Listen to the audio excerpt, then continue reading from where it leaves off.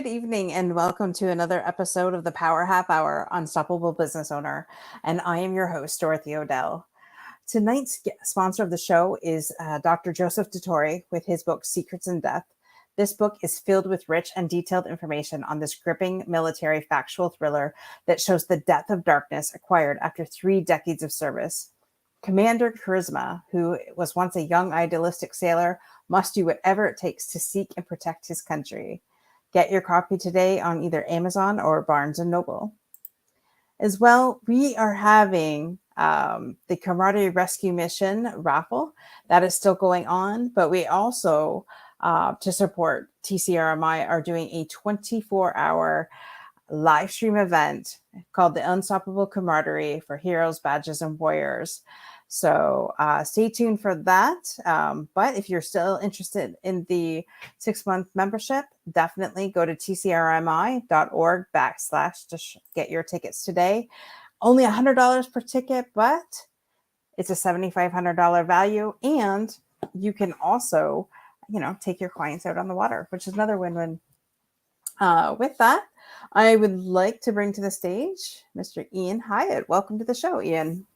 Awesome. Thank you for having me. Absolutely. Our pleasure. So tell us a little bit about yourself for those of us that really don't know who Ian is.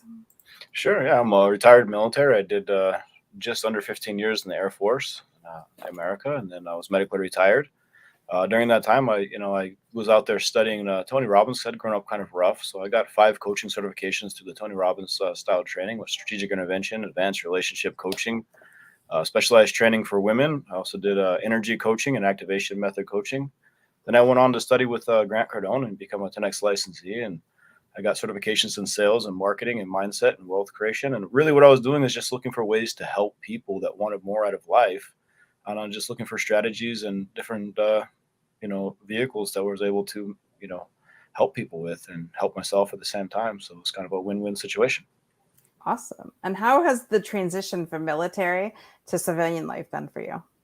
I always like asking my veterans that question. Well, it's a different world, especially because I went into an entrepreneurship role where, the military is very structured and you have a lot of systems in place. I kind of had to build the systematic approach to my life on my own versus already having leadership and things in place in the military. So, but a lot of the things I learned in the military helped me because I had a lot of discipline and I had a lot of drive already, and I was already really good at doing things even if I didn't want to do them. So that kind of pays off, largely in anything in life. So. Right, exactly, because there's things, being an entrepreneur that you just don't want to do. So I get that the structure of that. That's where I wish my military men and women need to start training me how to be more effective in that. So, I mean, I'm connected to, I don't know how many hundreds of them. So I just got to plug into that. Well, I would say there's really no shortcut. It's just a matter of doing it every day consistently. And it just kind of becomes a habit over time, and they kind of force you into that role in training where you're kind of going through the basic training. You're making you do things, consistently becomes a habit. And then that's the same thing in anything in life. The more you do it, the easier it becomes for you because you just get used to it and it becomes part of your routine. Right. Exactly. So I'm just looking at like studying with Tony Robbins. That had to have been amazing. Yeah. I mean, he's, in my opinion, he's one of the best in the world that goes out there and he finds people who are really good at what they do. And he takes their knowledge and their expertise and he breaks it down into simple terms that anyone could understand. And, that was something that was big for me, that I saw that he was similar to me where he came from a hard place. And then he was able to find mentors like Jim Rohn and all these people that are in the self-development arena and kind of take their wisdom and pass it on, not only to help himself, but to start helping other people. And you realize that, the secret to living really is giving. And the more you give to others, the more fulfillment you get yourself. And, that's something we learned in the military too, like service before self. And I think that's a big problem that a lot of transitioning veterans face too, is like they lose that service. They lose that sense of significance where they're doing something bigger than themselves. They're part of a bigger mission. And, that can be a hard transitional point. So if you're able to find a new mission in life where, you're going to impact other people's lives and still do something that's you feel significantly contributing to society with, it's very important, I think, for a lot of people, psychologically and emotionally. Absolutely, absolutely. I've been speaking with one veteran, and he just retired less than a year ago, and he's finding the balance between, the structure, and now you're out in the civilian world, and he's really finding his way, and because it's a whole new thing, right? Now he's in charge of getting the kids to school, and now, things that he never had to worry about before, and or making your bed with precision and making sure that that is done before you leave the day. I have a family member that's in the Canadian Armed Forces, and he come home a couple weekends ago, and he's just like, yep, I don't know how many. His mom says, how many times did the captain flip your bed? And because you didn't make your bed correctly. So I'm like, I can't even imagine. Like, I'd be thrown out the first day. But Yeah, but those little lessons are so critical, because when it comes down to certain things in life, like your attention to detail and your ability to persist despite mhm, the distractions, interruptions you're gonna have. It's like, not if you will or not have them, you're gonna have them, and you have to. That's like the most important thing, is to be able to persist anyways and keep doing it. And you never fail unless you surrender. So as long as you don't give up, there's always a victory in sight for you. So. right. I love that. Don't surrender. I never thought of that in that terms, because some of us, continue to go. There's a cartoon on Facebook where the guy's mining, and then he like mines, and he's like this close, and then he gives up. And on the other side of that one more pick of the with the mining tool, he would have got, to his gold. But don't surrender to giving in. I love that. Thank Yeah, you. that's actually a That's amazing. chapter I read from Think and Grow Rich from Napoleon Hill almost every day. Is chapter 9, where it talks about persistence. And like I said, there's a story in there. I believe it's about being 3 feet from gold, where the guy has actually given up. He thought he'd lost the gold, and he sold the property for a very low price. And then the guy moved over 3 feet, dug down, and he found years and years more worth of gold to take out of the property. So it's just if you would have just persisted a little bit longer. And that's how I kind of remind myself every day, is like, even when it's getting harder, you're facing a challenge. It's like, you don't know. I know Ed Milet actually just did another book too. It's called, The Power of One More, I believe, or where it's just like one more attempt. You don't know, if you were just to go one more time, it could be the one. And Mhm. I like to always think, the next one is the one. That way you give it your all, every time. So Right. I love that. So, what are three things that you've had to overcome to get to where you're at in business and in life? three things only. Oh, I think one is, I guess, society itself, in terms of like classification. I was born into a very low end family, and I faced homelessness as a child, and I was kind of labeled as a person that maybe wouldn't amount to much, and I think that kind of stuck with me when I was a child. But when I got older, I realized, like, it was my choice, so I had to choose, um, Mhm. if I was going to accept that label or not. And I had to kind of fight through that, and decide, like, hey, I did end up finishing a couple college degrees, and I did end up becoming successful in my career, and I did end up becoming educated, and becoming someone that's influential in you know my life and other people's lives. So it's a choice. Um, and I would say that you know it's there's always going to be more things to overcome. It's Mhm. never like it's a never ending game of overcoming. I would say that you always have to have more things to face. And it actually is like problems. Tony Robbins says it best, like, problems are a sign of life. It's not that you don't want more problems, it's that you want better quality problems. And I'm always asking myself better quality questions, so I can end up having bigger challenges and growing Mhm. emotionally and physically. And that's always kind of the thing there. But Mhm. in business also, I had to kind of learn that there's more to it than just making money, and that you have to focus on the actual mission itself and the impact you're having, and learn to focus on helping others first, rather Mhm. than focusing on what you're going to get it for yourself. And I think Mhm. that's a challenge for a lot of people, because everyone wants that quick fix, that real fast reward, especially when you're doing hard work and you want to be paid. But if you're focusing on other people, you don't feel the suffering as much, or the price you have to pay to do it, and it becomes worthwhile. Right. Absolutely. I love that. Just focus on the impact instead of the bottom line, Absolutely. you know. And then I would say that in terms of my relationships, I had to learn to be um, more soft, because I grew up in a very hard environment, very young, and I think that I kind of shut down a lot of emotional feelings, as I was kind of maybe trying to protect myself psychologically. But uh, vulnerability is actually a power, and if you can learn to show your weakness and learn to show you're vulnerable, and being able to admit when you're wrong, there's actually a lot of power that comes from that, and you gain a lot of respect from your community and others by being able to be that type of person. And it's kind of a tough shift, especially for like a man or a masculine person. And I think that, or anybody really, but I think men struggle with a little bit more of showing their emotions, and like they don't want to seem weak, but I think it's actually a strength to be able to show your emotional side sometimes. That is wild considering you're ex-military that you just said that, because that you guys are trained not to show vulnerability, because vulnerability can get your teammates killed. So in order for you to say that, that's huge. That is like, wow. I've never, that is wow. Well, it's something Congratulations. that I had to study a lot of people, and you're always learning. So Right.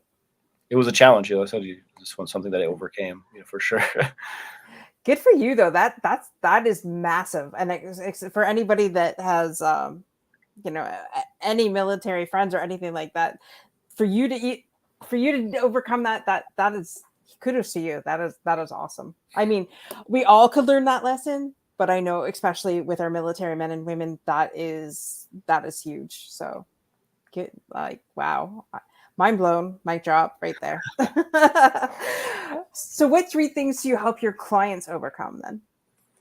um, I would say the most things are probably to do with communication, not with just others, but with themselves. Sometimes we tend to be our worst enemy, and we may be very kind to others, but if you listen to your own thoughts, sometimes it's really damaging to your own self esteem and your own progress. And that's something that I try to work with people a lot with. And then identifying key relationships and when to cut your losses and when to kind of fight for it, because sometimes you can love somebody to the deepest core, but if they're more damaging to your life, or Mhm. sometimes you have to make a very tough decision. And that's something that I can work with people with a lot. And then I would say that just probably emotional intelligence is also another big one that people overlook. you know the meaning of emotions, and I think that emotions are a part of our communication. They're just a signal, and we should be aware of them, not to ignore them. And if you do ignore them, they can kind of build up and become something overwhelming, especially like with anger or the negative emotions that we can feel. Sometimes people try to hold them in or ignore them, and they kind of stack up, and then you end up with an explosion, right? You end up with a bigger problem. So it's like easier to kill the monster while it's small, so to speak. And it's just awareness, I would say, is really key. Right. Absolutely. Cool. So what made you decide to become a results coach? Well, originally I did it for myself, to be honest with you. I felt broken.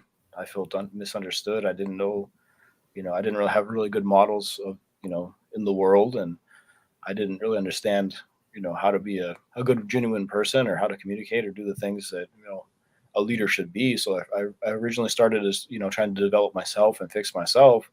But then I realized that I got more benefit from helping others, and once I solved the problem for myself, I realized I could solve it for other people. And it became kind of an addiction, in sense of I craved that feeling of fulfillment of Mhm. helping other people. So there was some selfish motive there for sure, but it's if you focus on the other people, I think that's the whole point. Right. And what has been the highlight of being an entrepreneur for you? Time, control of my time. Uh, in the military, especially, you don't get to choose a lot of things, how you spend your time. They can tell Mhm. you like, hey, you're going to this place or you're doing this thing, and you don't really have the option to say yes or no. You're just like, okay, I have to do it. And when I got that freedom of time, I got to really choose how I spend it and when I spend it and who I spend it with and the kind of people I work with. And I like the freedom of choice and, being able to work from a remote location now, especially with technology where I can work from home and I can be around my wife and loved ones more often or work from anywhere in the world, really. Mhm. So I really like that. Yeah, this whole are upsides of the pandemic, and now the pandemic making it an even playing field for everybody, basically with the technology. So that has definitely been the up part of it. Because I'm from Canada and you're from the States, so therefore, and here we are. We would have never had this before, right? Yeah, So absolutely, and it's just become the norm, and it's sped up. I think the whole business cycle, in the sense of like you used to have to drive to a physical location and go to meetings, and there's a lot more logistics involved. Where now it's just like, hey, here's a link, jump on this meeting, and here right. we are. The only thing I'm finding, especially lately, or maybe it's just me, but I'm finding though when our cell phones, like people, it's instant communication, so people feel free to like message me whenever, and it's almost like an obligation to hurry up and get back to them. Or if you don't, you're going to get the next text message, hey, what's wrong, what's with you? So that is one part of my downfall. So learning to, after a certain time, just put it up or get rid of the notifications off the phone. Yeah, definitely. That's part of struggle working from home too. Is like, when does the business close, right? If you go to an office and at 5 o'clock you're going home, and hey, business hours are over. Right. Sometimes you're at home and you're like, if people message you after hours and you feel like you're still at work. So Yeah. it definitely takes some self discipline and setting Hmm. your boundaries and making them known, so other people respect them. Absolutely. Where is one of the best places for people to get in contact with you if they wanted to know more information about? I'm on all the social media platforms, Facebook, Instagram, and like LinkedIn primarily. Hmm. But I also have a website, in Hyatt Results Coaching. It's just kind of a landing page where people can schedule time to meet with me, and you know, Awesome. So, what for those of us that really don't know what a results coach is, what exactly is it that you help people with? well, I don't feel like there's one size fits all for anybody, and that's kind of why I dove into so many different realms of the study. Like I didn't just stay with one thing. I feel that in order to get results, a lot of people have to want more out of life. First of all, you can't make anybody do anything. I could give you all the best advice in the world, but if you're not willing to take action and do something and want to do something more with your life, there's really, I wouldn't have any benefit for you, right? Hmm. So I like to work with people who really want more out of life and they're already busy and moving and doing something, because I can make small shifts or just give them a small strategy or a piece of advice or just remind them of something, and they have big results. And also they tend to be leaders, especially in the entrepreneur world, where you have that ripple effect where you help them with one thing and they end up helping other people as well. So it could be as simple as helping with communications or relationships or your emotions, or just being accountable and disciplined. It could be a lot of different things, and for different people they have different strengths, right? So, Hmm. and depending on how you came up and what struggles you're facing, it can be a big factor if you've had trauma or you haven't had trauma that you have Right. to deal with. So you basically get to the root then of the trauma before you help them past that. Is that one of the things that you do as well, or? Well, I'd say it's just awareness. Like, once you've been through a traumatic experience, I wouldn't say it ever goes away, but you have to be aware that it's there and how it is affecting you, and what triggers do you have with it, and what does it the more awareness you have, the better decisions you can make, Mhm. so to speak. So it's just sometimes people don't take that time to do a self analysis and kind of dig in and be more aware of themselves. Maybe it's because they're afraid to, or they just don't know how to. They're just avoiding it because sometimes it can be painful. But you know, the sooner you're able to do it, the sooner you're able to kind of get a control of your emotions and your thoughts, and not let it be over in control over you. And that's when you're going to start having the ability to control your results, in a sense, because if you're always getting derailed because there's a certain trigger that you weren't aware of, um, you know that's Mhm. going to be a consistent problem. Versus if now, if you know it's there, you can make the adjustments, whether it's having someone else outsourcing that part or just facing that situation and finding a way where it doesn't affect you so much anymore. And, Right. that's everyone kind of finds it in their own time, depending on what it is. But yeah, Right. I love that. And, sometimes we can carry things and we don't even realize we're carrying them. I've always said healing is like an onion. You peel one layer at a time. And just when you expose one layer, you're going to get another one. Right. And for years, I thought I had dealt with the abusive relationship I was in. And then just something comes up and boom, you're in tears for no reason. And it's just because one person said one little thing, which takes them back. So dealing with people with your stuff is really important. um and it takes, I don't think we ever arrive. I think we just get better. you know that's just my opinion though. yeah, for sure. I mean, everyone, like I said, everyone kind of has their own a way of dealing with things. Some people avoid it. Some people, go into it, Mhm. and that's both of them have a positives and negatives, right? If you avoid it too much, then it can become a problem later. If you go into it too much, it can become a problem. So I think Mhm. it's just balance and just being aware, self awareness. And sometimes you're not able to see things the same way. So sometimes an outside perspective can be very beneficial because they may have a different point of view where they can see things a little differently, or maybe their emotions aren't so high, so it's not preventing them from you know being more logical about it. Right. Cool. I didn't really think of coaching as thinking of it as the neurology, what you just said, the neurology side of things. I guess, but then I guess not one. It's not, coaching is not one size fits all either.